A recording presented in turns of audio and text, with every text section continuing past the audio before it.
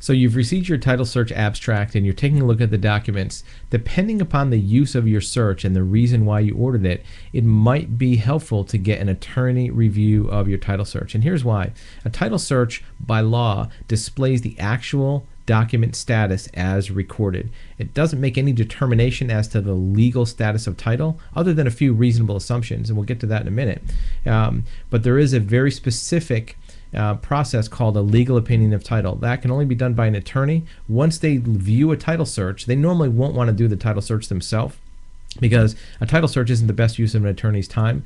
Attorneys usually bill out time at $250, $300, $400 an hour. A title search may be 7 to 9 man hours worth of work. So you can get a title search done for a couple $100, give it to the attorney, have them give a legal opinion of title. Now, you want to make sure it's a qualified attorney that deals with real estate and titles, and more importantly, have them look at the title search per your needs of that search, based on what opinion is needed for your purposes. Remember that if you give 5 different attorneys the same title search, you may get 5 different legal opinions about what certain things mean, depending upon the point of view.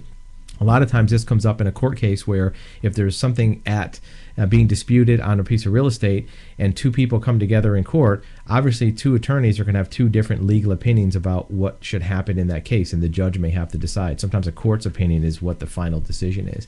But get good legal advice if you have a question that's beyond just reviewing what's on the search. A couple assumptions that normally are made reasonably by title searchers are if a mortgage has been released. If we have a mortgage document that shows ABC Mortgage Company, $150,000, book and page 123, and then 5 years later there's a release document that has the same mortgage company, same amount, references that book and page.